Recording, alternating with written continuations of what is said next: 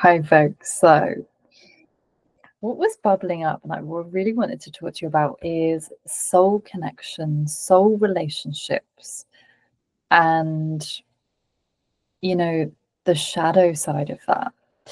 Because as I was journaling yesterday at the beach, I was really aware of this theme of relationships and how on the spiritual path you may go through many different relationships, whether that's friendships, soul partnerships, because it's literally your soul has got contracts with people, and it's there to heal the wounds from the past, from those past lives. And that's why often people feel familiar that we meet along the path, because we've probably known them in a past life. And I really want to speak to this because I think in our modern day world, there's this mindset of like, you make your friends at school or college and they're your friends for life. And actually, that can be really discombobulating to the person that is growth orientated, who is soulful, who has an open heart, because that's not often the reality. And I'll be honest, I've got a couple of friends from school, and that's it, because I've drifted away. I've grown so much, and I've literally, there was nothing wrong, but just those people didn't align with my path anymore. And I had to let go. And letting go of people, it's a loss, right? It's painful. It's not a nice experience. It's almost like losing a loved one, like a death, right? But I just want to normalize that is part when you grow and you expand into more of your true self, who you truly are. It's inevitable that you're going to lose people along the way, and I say that with love, because when you know that's truth, it's easier to navigate. Because the more we cling on to those people that are just kind of there, that don't add value to our lives, they don't support us, right? And I know that's a hard truth. And there's discerning. It's not about just letting people go like that. It's discerning and asking those really deep questions, like, do they add to my life? Do they add value to my life? Do they fully celebrate my journey? Do they celebrate my success? Do they hold my vision so potently for me that they see that vision and that potential in me, even when I don't, even when I stop believing, right? Or do they actually secretly don't want you to have that success? They get triggered or activated by your success. And to me, that's not a true friend. I've navigated so many relationships, particularly in the friendship zone, and being a Sun-Saturn conjunction in my 11th house of groups, friendships, community, that is always a massive learning for me and has always been. And I've had to really, I remember when I came back from Australia and I'd been in this real dark night of the soul period, and I had to let people go. And it was painful. There was a grief that I had to move through. I came back, I was so different. Like, I'd gone out there, I'd been asking all these deep questions, and in this like deep inquiry for like a year. And I was in this isolation. That was the first time in my life I didn't have friends. I had like one or two, but I've been so used to being surrounded by people that lifted me up, those relationships, that it was my opportunity to dive deeper into myself with no distractions. And it was intense, right? And that's a whole nother story, but essentially I got shin splints and I ended up on the couch for a couple of weeks, which was super painful. And I managed to stumble down to the library, and that's when I found the personal development section. And it really awakened something in me. I was like, oh my gosh, like, what is this? Like, I was working in hospitality at the time, doing odd jobs, and I wasn't happy. I was seeking for something. And the universe heard that my soul was ready to question it all. And so I kind of went into obsession of like journaling on these different questions of like, what is my true purpose? What is it I want to really do? Like, what is it that lights me up? And so I was in such a deep inquiry that sort of the outside world was very quiet and it shut down. And so I had that space and time to go inwards. And so from that time of spending a lot of time on my own, I'd work, I'd go to my agency jobs, and that time of rest that I had, I'm so grateful for that now, because it really planted such a deep seed within me of like, what is truth? What is what feels like truth now? What is deep? I'm not done. I'm done with the superficial things. And I stopped drinking when I was out there. I stopped eating meat, and I came back like really different. And actually, people were quite shocked because I had changed what I was doing, and that started to trigger people.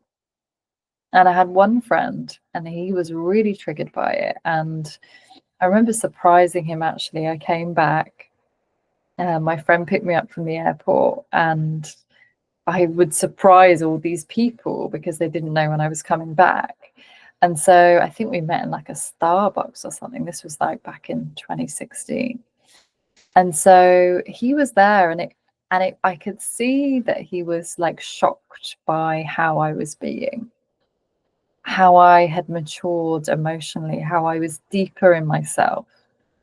And I remember him saying how much, you've changed, but he wasn't supportive of that. He had resistance to that.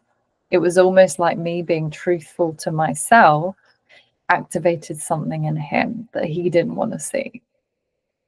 And eventually that relationship started phasing out. We started to drift away. And then anyway, a series of things happened, and I moved to London, which was a couple of hours away from where I was at the time. And he then I remember having a phone call with him, and I was saying, I'm going to get a life coach. And he was like, you're off your rocker. You're 26 years old. Why on earth do you want a life coach? He thought it was crazy, and he was really mocking me. It was like he was taking the mickey out of me from this thing that was like deeply true for me, that I was sharing from him from a place of enthusiasm. And being naive, the younger me was very naive. I hold my hands up high, very very Neptunian with my Pisces rising as well. I love to see the good in people. And, I ignored this email. I thought, I'm not going to retaliate, because I was in such a peaceful space within myself. And I'd found this thing that was kind of like meditation, but not. So I was in a more mindful space. And I ignored this email. It was literally an abusive email of like just all these things that he didn't like, and why was I doing this and that. But I knew in my heart I wasn't doing anything wrong. I wasn't sabotaging the relationship. I was just being true to myself. And eventually I sent an email back, not retaliating, very peaceful tone, and like, I think blah blah blah, well, we should part ways then, because I'm in this place and you're not honoring exactly what I need from this relationship. So anyway, that was gone. And then there's many of these stories I could share, but this feels illuminating, this one. And so he then started sent like almost attacking messages through WhatsApp, my social media. Again, he was just basically mocking me through any form he could, because he'd seen that I was myself, and he had a wound and didn't want to look at himself in that way. When you grow and expand, your light will get brighter. And some people who are not willing to do that work will be so triggered by you that they will attack you. And that is not okay. So that discernment was like, this is not a healthy relationship anymore. And I ended up, I literally had to like block him in all my social media channels and WhatsApp and everything. And anyway, that was that. This is a good example of when you grow and evolve and you shift your identity and you become more heart-centered, you might have these experiences and it can be really uncomfortable, right? But at the same time, if you're like a sensitive soul, you do not have to put up with that shit. Even if you're not, whatever, a person, you do not have to deal with that stuff. And it's taken me years of those experiences to know that I can see it coming a mile off now. Like if I can't fully be my authentic self, I'm filtering, right? And that goes for you. If you are really honest with yourself and you look at your friends, you look at those relationships, those people that are close to you, how many of those, which ones of those can you be 110% of yourself? Where you can fully be your unfiltered self, where you don't have to mask or not say the thing because you're scared you're going to rock the boat. Who are those people? Because they are gold. You need to find those people, right? And I can speak from experience on this because I've had a lot of, again, relationships where I've literally filtered myself and I've abandoned who I truly was. And, I'm sure everyone can relate to that because we want to be accepted. And essentially, all humans, we have this in our, like deep in our DNA that we all need to be accepted. We all need that validation and that being liked by our tribe, by our community, right?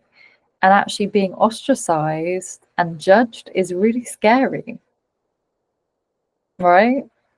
It is, but I hope that's landing for you because, it goes deep and so many of us have this fear of rejection.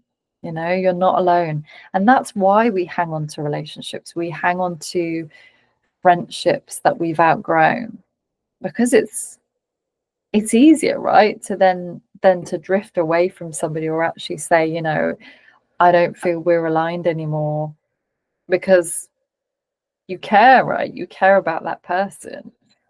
And I'm not going to go into the ways of doing that now, but I'm just speaking to this, soul relationships, how important it is to nurture those and to, let them guide you, let them nourish you. They are medicine, even those ones that really activate something in you, particularly those ones. And so that relationship faded.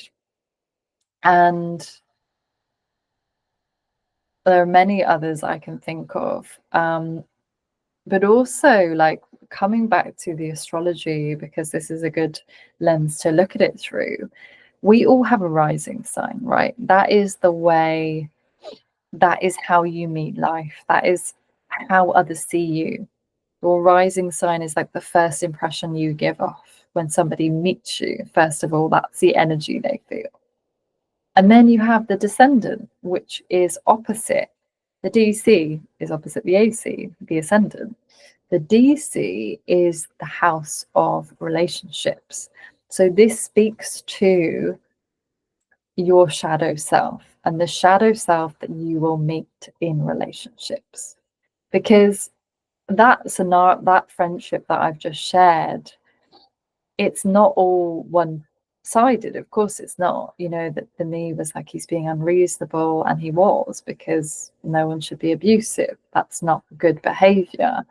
But also there was a part of me that was obviously in that subconsciously was submitting to that relationship. And actually, if I look back and I'm really honest, I met him at college, and the way he used to mock me back then, he used to take the mickey out of me being really creative. And so actually, he wasn't being supportive of who I was. He was almost mocking me for being who I was, right? So that was there. But obviously, because I'd grown, I was more aware of it. Like, okay, I see this so clearly.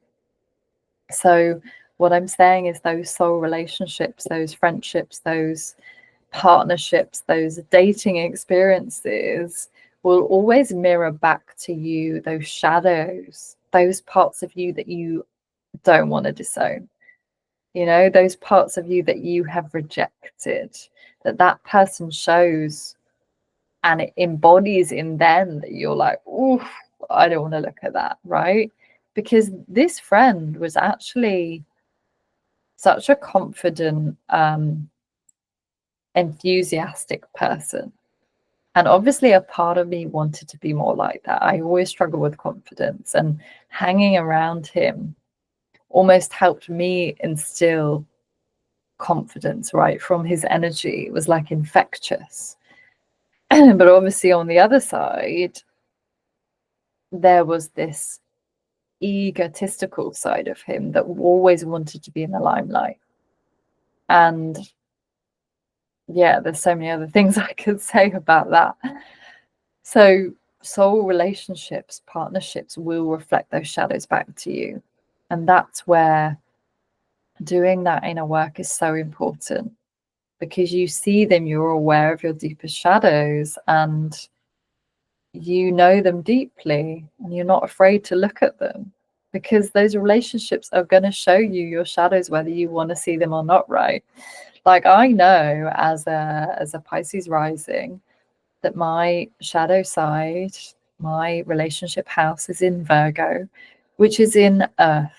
And the shadow side of Virgo is about micromanaging, detail orientated, very much about, it can be quite a nitpicking energy, and systems and structures, which I massively shy away from. Even as a Capricorn, I almost don't like too many systems in place, because I feel like I'm being fenced in.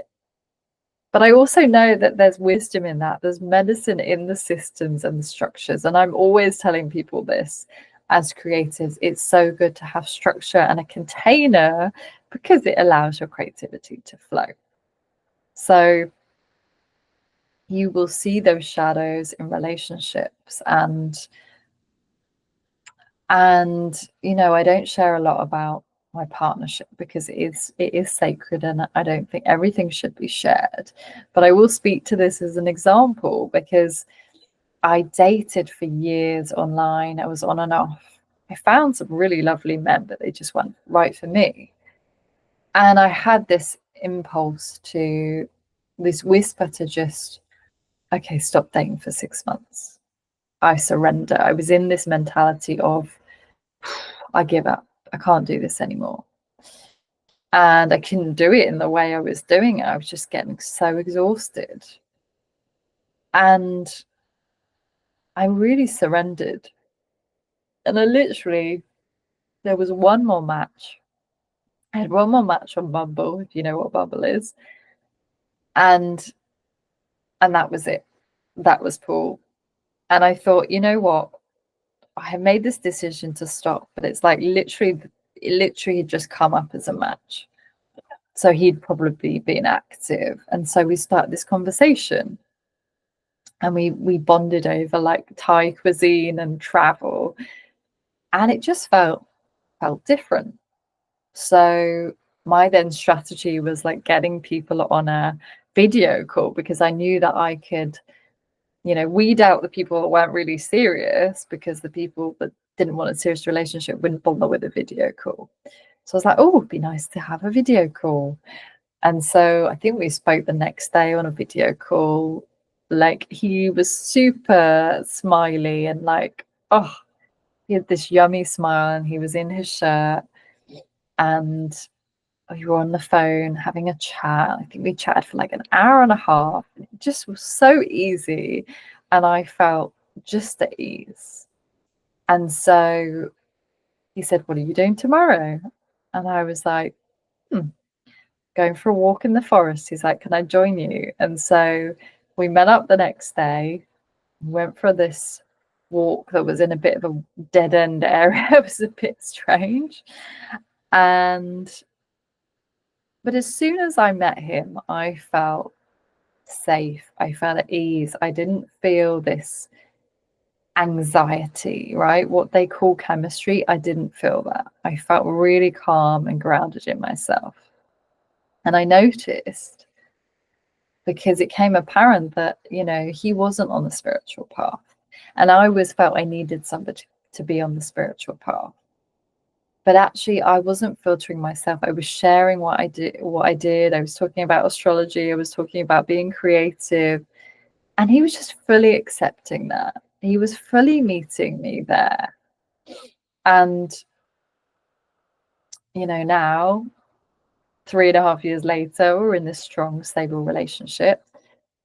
But I had to meet that shadow that I saw in him of this real perfectionism, right? He's a musician, he plays the guitar, and I can really see this theme of perfectionism.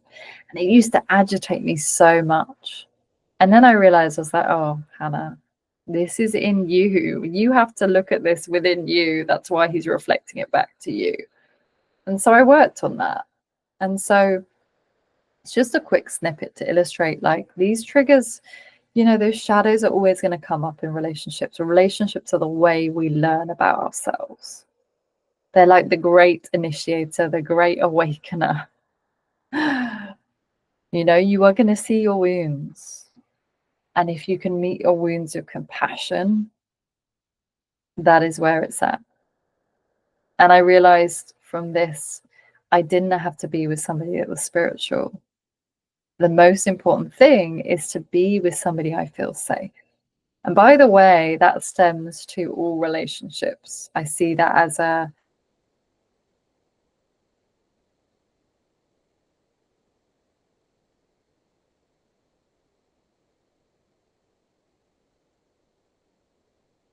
safe to be my unfiltered self, because that's what it's about, you know. And if you don't feel safe to be your unfiltered self, then that's something to question, because there's plenty of like-minded souls out there that are going to fully see and hear you and hold a safe space for you. And I'm so grateful for the friendships I've got around me that see me so deeply, that I can be so deeply vulnerable and intimate with, you know. And that's taken time to understand how to even have those friendships, right? I feel there's not a lot of guidance out there when it comes to friendship, how to create friendships, how to maintain friendship. It's all about love and relationships. So I wanted to speak to this piece of friendships. It's like, if you haven't found your soul tribe yet, they are out there. Get really clear about, like, what is, you know, what does it mean? What is feeling safe to you with somebody? Because you'll know, and notice how your body reacts. I notice this. When you're with somebody, does your body contract or does it relax? And that is giving you the feedback that you need to know. Well, I hope this was inspiring and insightful to you, and I'd love to hear what landed for you from this conversation. What ahas have you had? Let me know in the comments below, and I will see you for another episode. Bye for now.